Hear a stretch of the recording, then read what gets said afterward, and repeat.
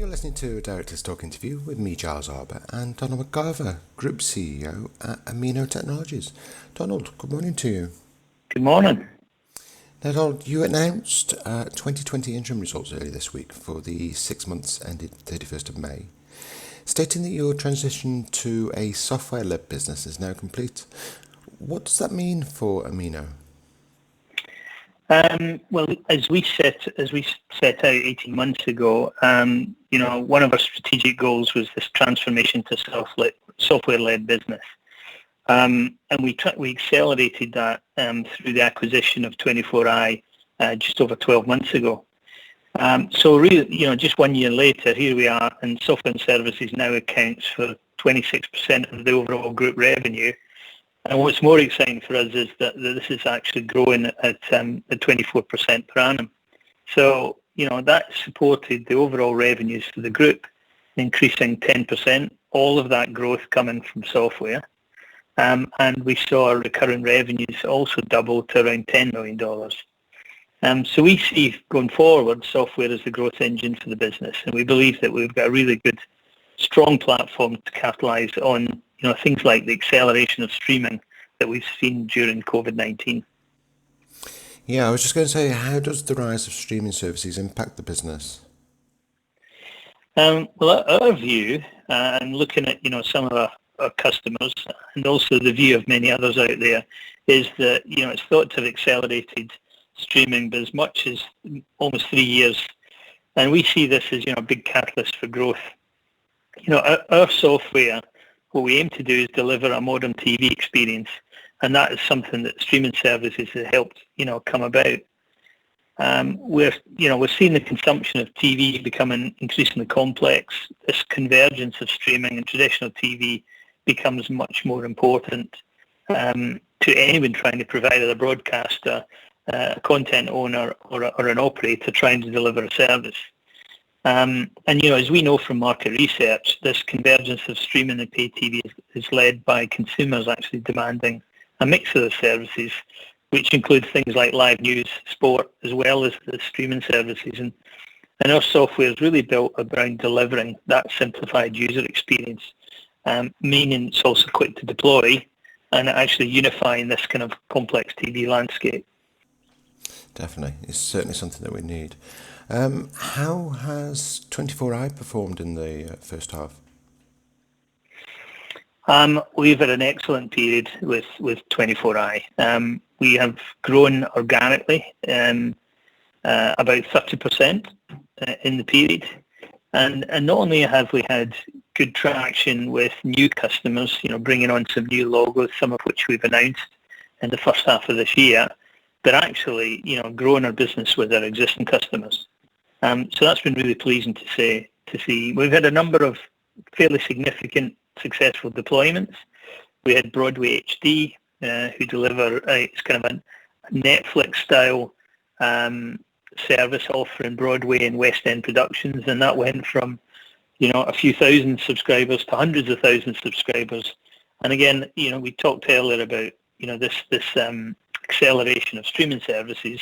They've certainly seen their business leap forward, I would say, 2 or 3 years, and still remains, a very successful service with customers, even post-lockdown, and we believe that will continue. We announced we deployed smart apps and smart video at Topic in New York, which was actually the first deployment for us outside of EMEA with that platform. And there'll be there's some trade press announcement around our service that we launched for Uphone. That's an end-to-end service that we delivered in around just over 4 months, when normally you'd expect a service as complex as that to be delivered in 18 months plus. So 24i is very much, a growth engine for us, right at the heart of the business, and it really gives us good confidence to see that performance they've delivered in the backdrop, even of all the sort of things COVID-19's thrown at us. Wonderful. Okay. How has the Amino business as a whole performed? And what about the future for the hardware business? Well, the hardware, the device business is still a critical part of our offering. It's very complementary to what we offer. And it's also, at the heart of some of our technology. And we're looking through our software, our operating service there. We're looking at actually continue to invest and to grow that.